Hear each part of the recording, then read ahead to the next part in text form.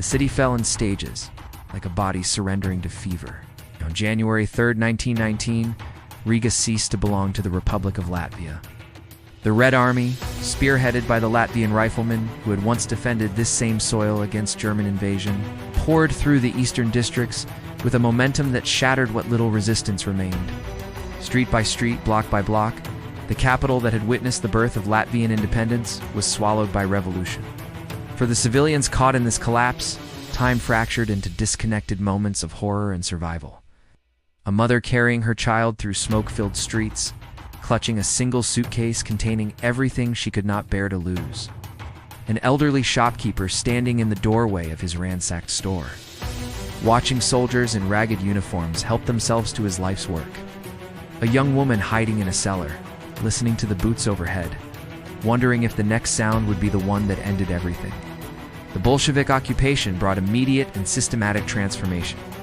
Within hours of securing the city center, Soviet commissars began implementing the policies that had already devastated communities to the east. Private property was declared abolished. Banks were seized, their vaults emptied for the revolutionary cause. Factories were nationalized, their owners arrested or fled. The red flag rose over municipal buildings, churches were shuttered, and a new government, the Soviet Socialist Republic of Latvia, under Pēteris Stučka, proclaimed itself the legitimate authority over Latvian territory. Stučka was himself a Latvian, a lawyer and revolutionary who had spent years in exile, organizing Bolshevik cells and dreaming of this moment. He believed, with the fervor of the true ideologue, that he was liberating his countrymen from the twin tyrannies of Baltic German landlordism and bourgeois nationalism. The proclamation of independence on November 18th, in his view, has been a fraud, a conspiracy of capitalists and reactionaries to deny the Latvian working class its rightful place in the world revolution. Now, with the Red Army at his back, he would correct that historical error. The Red Terror came to Riga with business-like efficiency. Tribunals were established to identify class enemies, a category elastic enough to encompass anyone deemed insufficiently enthusiastic about the new order. Merchants, professionals, landowners, clergy, and anyone associated with the provisional government faced arrest, interrogation, and frequently execution. Riga's central prison filled beyond capacity. Bodies appeared in the Daugava River, in unmarked graves on the city's outskirts, in the cellars of buildings requisitioned for revolutionary justice. But the provisional government had not been destroyed. It had fled. In the chaos preceding Riga's fall, Kārlis Ulmanis and the surviving members of his cabinet had made their way westward to the port city of Liepāja on the Baltic coast. Here, in this windswept corner of Korzim, the Latvian state would attempt to survive in exile. The journey itself had been a nightmare, roads clogged with refugees, transport uncertain, constant fear of capture by advancing Soviet forces or hostile German units that still roamed the countryside. Ministers who had governed from stately offices now huddled in freight cars and requisitioned vehicles, carrying the documents and seals of a state that controlled almost nothing. Liepāja in January of 1919 was a city defined by its contradictions. German forces still maintained a presence in the region, remnants of the occupation army whose withdrawal had been interrupted by the armistice, and by the chaos consuming their homeland. These soldiers, operating under uncertain command and unclear orders, represented both a potential ally against the Bolshevik advance and a persistent threat to Latvian sovereignty. They had no intention of submitting to a government they did not recognize, but they also had no desire to see the Baltic fall to Soviet control. The provisional government established itself in cramped quarters, attempting to project authority it did not possess. Ulmanis convened meetings, issued proclamations, and desperately sought international support from Allied powers who had other priorities. Britain and France, exhausted by 4 years of World War, viewed the Baltic situation with a mixture of sympathy and strategic calculation. They did not want to see Bolshevism spread westward, but they were unwilling to commit significant forces to a distant conflict whose outcome seemed uncertain at best. Meanwhile, on the ground, the Latvian National Army continued to form slowly, painfully, against every obstacle.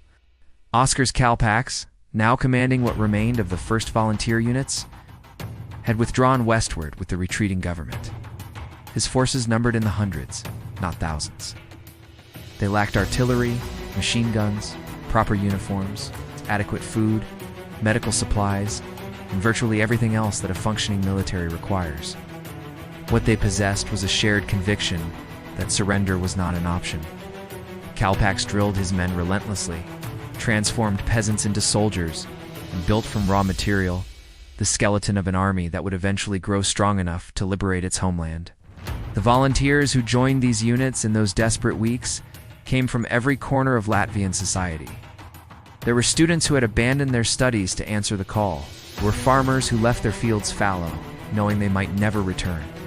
There were workers who rejected the Bolshevik promises of liberation, seeing clearly the tyranny that accompanied them. And there were veterans of the Great War, men who had already spent years in the trenches, who had seen enough death to last several lifetimes, but who rose once more because their homeland demanded it. The mood in these camps was a strange alchemy of despair and determination. Soldiers who had no assurance of victory trained as if victory were certain. Officers who could not guarantee their men food or ammunition spoke of liberating Riga as if it were a foregone conclusion. The psychology of those weeks defied rational analysis. By every measurable standard, the Latvian national cause was hopeless. The enemy controlled the capital, the population centers, the industrial base. International support was uncertain. Internal divisions threatened to fracture what little unity existed. And yet the men kept coming, kept training, kept believing. In Liepāja, however, a new threat was crystallizing, one that would prove nearly as dangerous as the Bolshevik advance. The German forces remaining in the Baltic were not a unified command. Different units answered to different authorities, pursued different objectives, and harbored different visions of the region's future. Among them was a faction that viewed the collapse of the old order not as a catastrophe, but as an opportunity. These men, many of them, Baltic Germans whose families had dominated Latvian economic and political life for centuries, saw in the chaos a chance to restore their traditional supremacy under a new banner.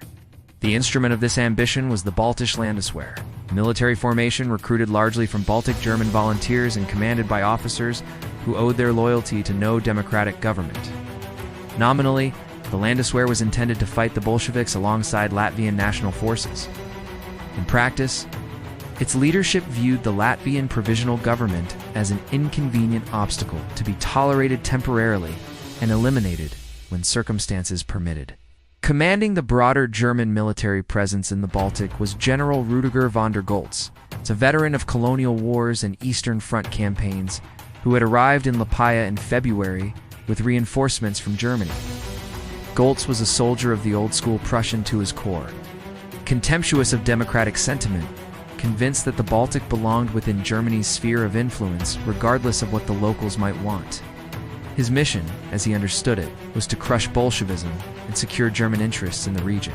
Latvian independence was, at best, a diplomatic fiction to be maintained for the benefit of Allied observers. The provisional government under Ulmanis found itself trapped between enemies. To the east, the Red Army and its Latvian Soviet allies controlled most of the country. To the west, and within Liepāja itself, German forces that had been invited to help defend against the Bolsheviks increasingly behaved as occupiers rather than allies.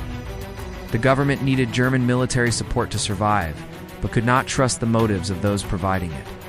Ordinary Latvians caught in this triangle of forces experienced the war not as a clash of armies, but as an endless series of violations. Families who had fled Riga found no safety in the west. German requisition parties stripped communities of food and livestock with the same efficiency as Bolshevik confiscation committees. Villages that changed hands between armies learned to hide whatever they could, to smile at whoever held a gun that day, and to trust no one in uniform. The psychological toll was cumulative and devastating. A mother in a village near Jelgava described it later in words that captured the universal experience. We stopped asking who would win. We only asked who would take less from us when they passed through. By March, the tensions between the Latvian government and its ostensible German allies had become impossible to ignore. The Landeswehr treated Latvian civilian authorities with open contempt. German officers issued orders that contradicted government directives, and in the shadows, conversations took place about removing the troublesome Ulmanis and replacing him with someone more amenable to German interests. The man they had in mind was Andrius Nidra, a Lutheran pastor and politician who had grown disillusioned with Ulmanis's government and who believed that collaboration with Germany offered Latvia's best hope for survival. Nidra was not a traitor in his own eyes. He genuinely believed that accommodation with German power was preferable to annihilation by the Bolsheviks. But his willingness to serve as a figurehead for German ambitions made him a tool of those who sought to extinguish Latvian independence under the guise of saving it. The rumors spread through Liepāja in whispers. German units were moving at night, repositioning without explanation. Officers who had been friendly grew cold and evasive. Latvian government officials began to notice they were being excluded from meetings, that their communications were being monitored, that their movements were being tracked.